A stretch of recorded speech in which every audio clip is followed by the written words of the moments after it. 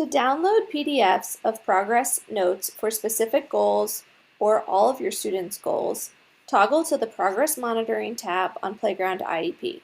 To download a PDF of one goal, select that student's progress note on the goal that you would like to download, confirm that this is the goal that you would like to download, and simply click on Download PDF.